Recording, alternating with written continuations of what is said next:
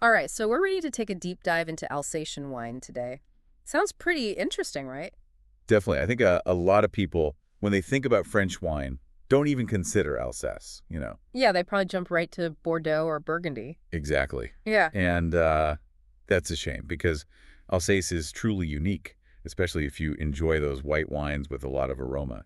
Well, the guide we're looking at definitely highlights that. And it seems like that unique character really comes down to the region's terroir, right? Well, absolutely. Alsace is kind of tucked away in northeastern France, Yeah. with the Vosges Mountains on one side and the Rhine River on the other. Yeah, it's a really interesting location. Very different from, say, the rolling hills of Burgundy or Bordeaux. Right. So the Vosges Mountains, they're like a big shield protecting the region from those cold winds and rain that can be so damaging to grapevines. Exactly. It creates kind of a microclimate, a dry and sunny haven for the grapes to thrive. Okay, so the mountains are playing defense, keeping things nice and dry. But what about the Rhine?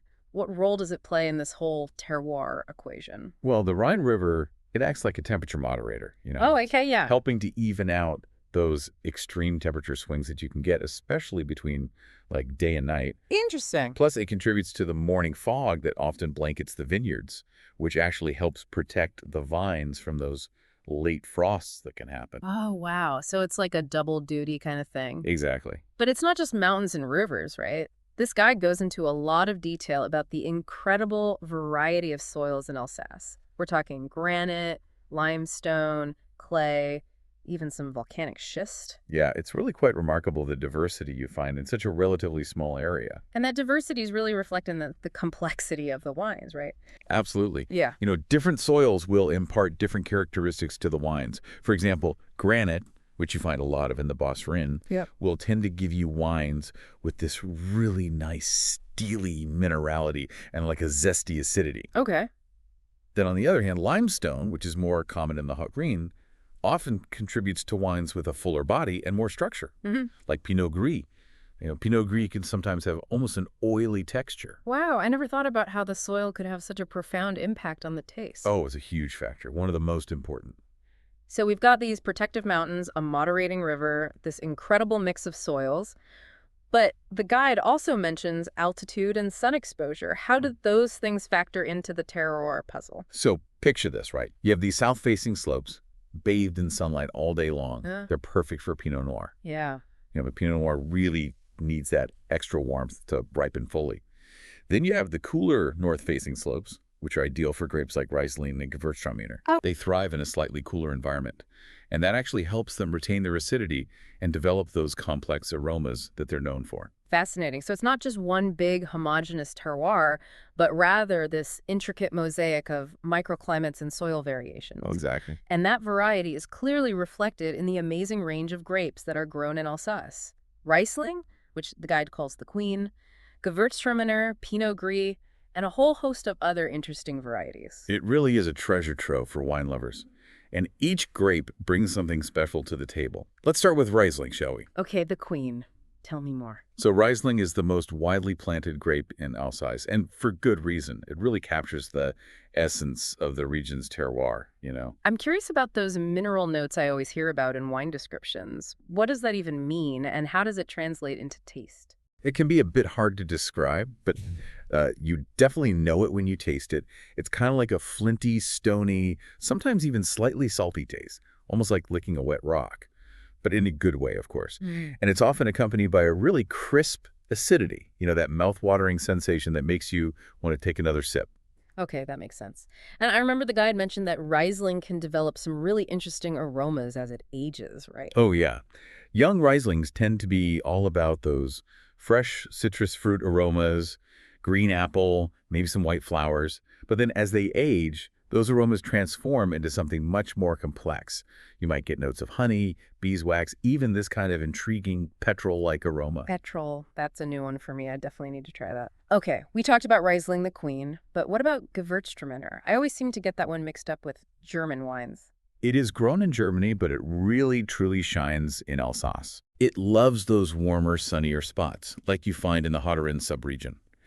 And Gewürztraminer is all about those really intense aromatics. It's been described as a perfume bomb in a glass. I've heard that. What kind of aromas should we look for in a Gewürztraminer? Oh, think lychee, rose petals, ginger, allspice. Really heady and exotic. Wow, that's a lot going on. It is. But don't let those powerful aromas fool you. Gewürztraminer can be incredibly food-friendly. It's got a medium body, a touch of sweetness, and enough acidity to cut through those richer dishes. Now you're making me think about food pairings already. What kind of foods would you pair with a Gewürztraminer? It's a natural with spicy Asian cuisine, Mhm. especially Thai and Indian curries. That touch of sweetness in the wine can help balance out the heat of the spices, and the fruit notes complement those complex spice blends beautifully. Sounds delicious. We've covered Riesling and Gewürztraminer, but what about Pinot Gris? I feel like it doesn't get as much attention as the other two. Pinot Gris is an interesting one. It can really produce a wide range of styles. You can get those really light and crisp Pinot Gris, but you also get those richer, almost oily styles. And in Alsace, Pinot Gris tends to be more on that fuller-bodied side. You get aromas of ripe pear, apricot, honey, and spice. And the texture is often quite amazing, too, sometimes almost creamy, thanks to those limestone soils we were talking about earlier. It's funny, I was reading that some producers are even experimenting with oak aging for Pinot Gris just to add another layer of complexity and texture. Oh, yeah. It's really fascinating. There's always something new to discover with wine, isn't there? And speaking of the discoveries, we can't forget about those other, maybe lesser-known grapes that are mentioned in this guide, like Muscat, Sylvaner, Pinot Blanc. They might not be as famous as the big three, but they each bring something unique to the table. Yeah, let's shed some light on those hidden gems. What makes them special, and why should we be seeking them out? Well, Muscat is all about floral freshness. It can be dry or slightly sweet, with aromas of orange blossom, grapefruit, and ripe grapes. I like to think of it as a wine for spring. Just Yeah. perfect for sitting on a sunny patio. Sounds lovely. And what about Sylvaner? I haven't had much experience with that one. Sylvaner is a bit of an unsung hero. It's known for its bright acidity, light body, and delicate aromas of green apple, lemon, and herbs. And it's a fantastic food wine, especially with lighter dishes like salads, seafood, white meats. Okay, I'm making a note of that one. And lastly, we have Pinot Blanc. What's the story with Pinot Blanc? Pinot Blanc is all about balance and drinkability. It's a dry wine, moderate acidity, and aromas of apple, pear, citrus. Think of it as your go-to everyday white wine. You can't go wrong with it. We've been talking about all these incredible white wines, but what about that splash of red we mentioned earlier, Pinot Noir? Does it even stand a chance in this region that's so dominated by white wines? Well, Pinot Noir might only account for about 10% of Alsace's production, Yeah. but it definitely holds its own. It tends to be lighter in style than, say, a Pinot Noir from Burgundy, Okay. but still with that lovely bright acidity and delicate aromas of cherry, raspberry, and spice. I love that. Okay, so we've talked about the grapes themselves, but let's shift gears and talk about what happens after those grapes are harvested. The guide talks about a blend of tradition and innovation in Alsatian winemaking. What does that mean in practice? It's a really fascinating balance. You have this deep respect for tradition, for those time-honored techniques that have been passed down for generations, like hand harvesting, for example, and gentle pressing, the use of native yeasts. Wait, native yeasts? Can you explain that? I thought most winemakers used commercial yeast strains. A lot do. But there's a growing movement in Alsace, and really in other regions too, to embrace those native yeasts, those naturally occurring yeasts that are found on the grapes and in the winery environment. And the thinking is that they really contribute to the unique character of the wine, allowing that terroir to really shine through. So it's about letting the grapes express their individuality. Exactly. I like that. Right. What about other traditional practices in Alsace? Well, one of the hallmarks of Alsatian winemaking is those long aging periods. Many wines, especially Riesling and Gewürztraminer, are aged for years in the bottle before they're even released. And that's where we see those more complex aromas and flavors develop, right? Exactly. That honey, beeswax, even that petrol note we were talking about earlier. It's the aging that really allows the wine to reach its full potential. It's like watching a flower bloom in slow motion. Beautiful analogy, but it's not all about tradition, right? The guide also mentioned innovation. What are some of the modern techniques that Alsatian winemakers are embracing these days? Well, sustainability is a big focus right now. A lot of producers are moving towards organic or biodynamic farming practices, reducing their use of pesticides and herbicides, focusing on biodiversity. They're also looking at ways to minimize their carbon footprint and conserve water. I love that. It's great to see that sustainability is becoming a priority in the wine world. And it's not just about environmental responsibility, right? It seems like those sustainable practices would also contribute to the quality of the grapes and ultimately the wine itself. Absolutely. Healthy vines grown in a balanced ecosystem are going to produce healthier, higher quality grapes, which in turn means better wine. It's a win-win for everyone involved, the environment, the winemakers, and of course, us wine drinkers. Absolutely. And speaking of wine drinkers, I think it's time we address the elephant in the room, or maybe I should say, the fungus on the grape.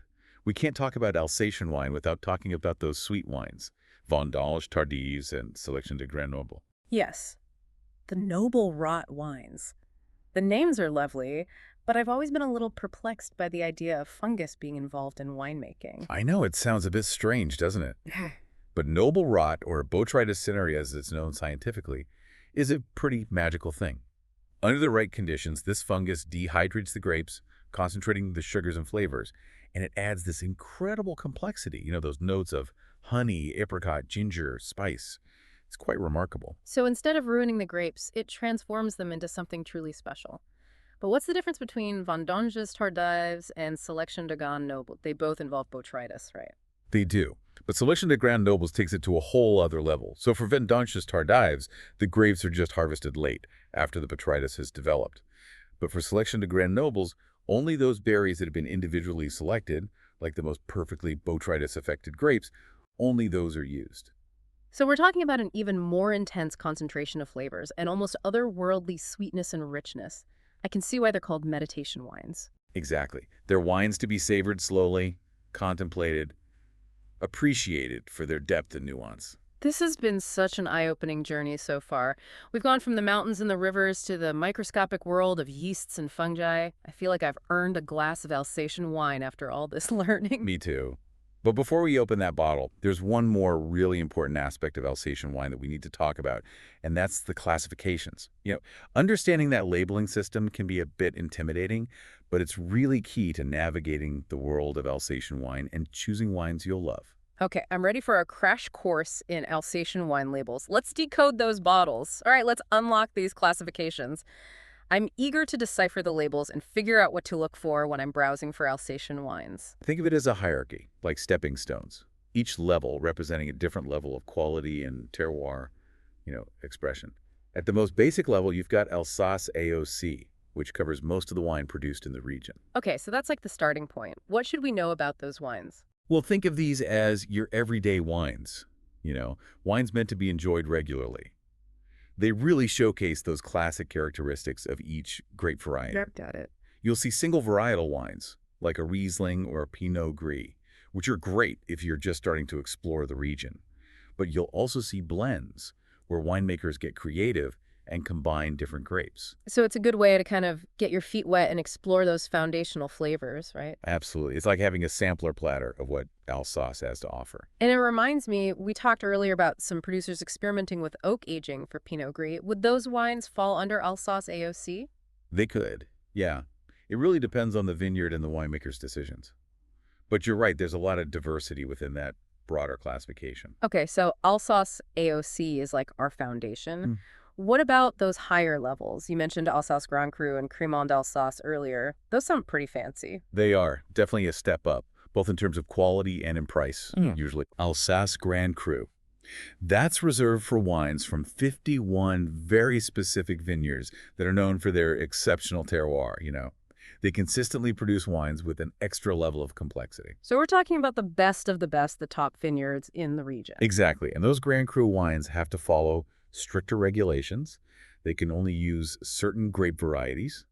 The yields are carefully controlled, and the wines have to pass some pretty rigorous tastings before they can be released. Wow, so it's like a seal of approval. Exactly. It tells you that you're getting something special. Okay, what about Crémant d'Alsace? I know Crémant sparkling wine, but what makes it unique? Well, Crémant d'Alsace is made using the traditional method, the same method used for Champagne. Wow. But instead of using Chardonnay and Pinot Noir, the main grapes used in Champagne, you'll find that Crémant d'Alsace often uses Pinot Blanc, Pinot Gris, Riesling, or sometimes Chardonnay and Pinot Noir too. So it's a way to experience those Alsatian grapes in a sparkling form. That sounds fun. It's delicious. You should try it. Okay, on the list. But with all these different grapes and wine styles, where do you even begin when tasting Alsatian wine? It can feel overwhelming. You don't have to be an expert, just relax, engage your senses, and enjoy the experience. That's the most important thing. But do you have any tips to help us really understand those complex flavors and aromas? I'm still trying to figure out those mineral notes. Start by just observing the wine. Look at the color. Okay. Is it light and straw-like, or is it more golden? The color can give you hints about the grape and the age. And then give the wine a swirl in your glass to release those aromas. Take a deep sniff. Okay, yeah. What do you smell? You get fruit, flowers, Hmm. spice, that wet stone we were talking about earlier. So it's like a science experiment, but with wine? I like it. Exactly. And don't overthink it. Just describe what you smell. Does it remind you of a garden?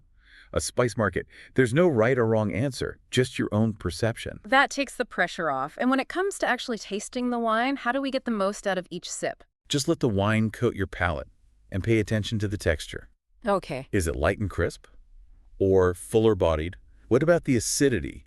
Does it make your mouth water? And how long do the flavors linger after you swallow? That's called the finish. And that can really tell you a lot about the wine. This is making me want to go and taste some wine right now.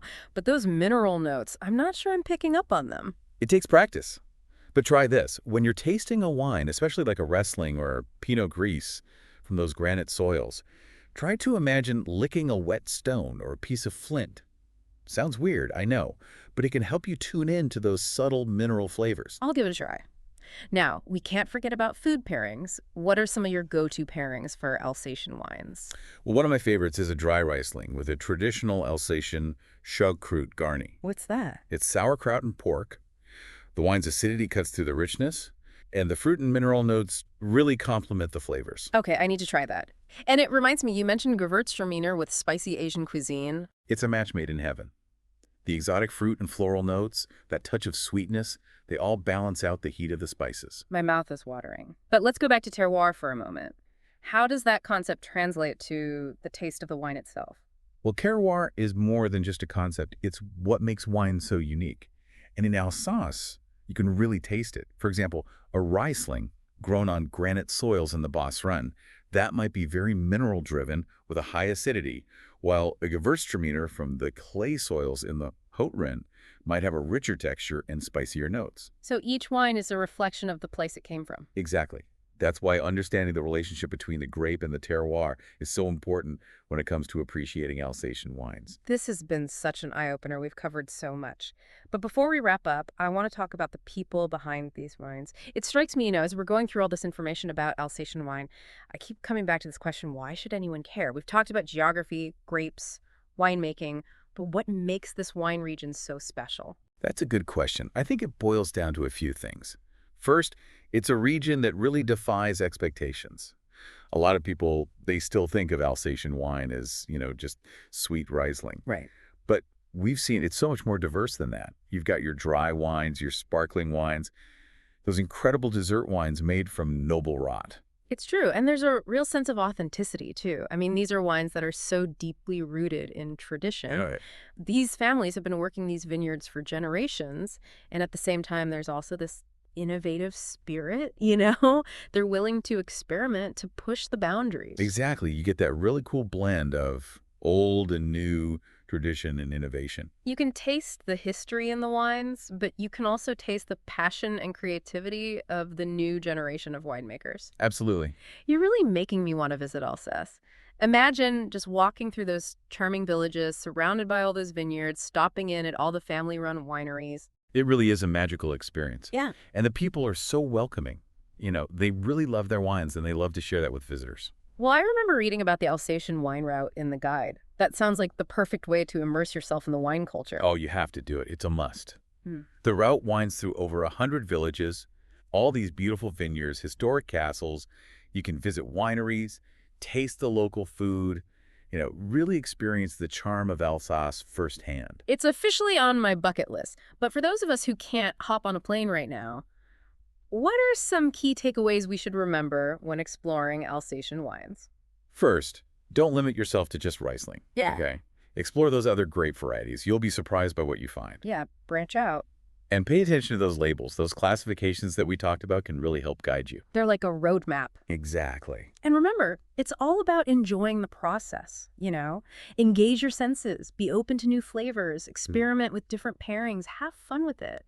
I couldn't agree more. There's no right or wrong way to enjoy wine. Just find what you like and savor the experience. Well said. So to all you listeners out there, I encourage you to embark on your own Alsatian wine adventure. Find these wines, embrace the unexpected, and let your senses be your guide. Take to that. Cheers, and until next time, happy exploring.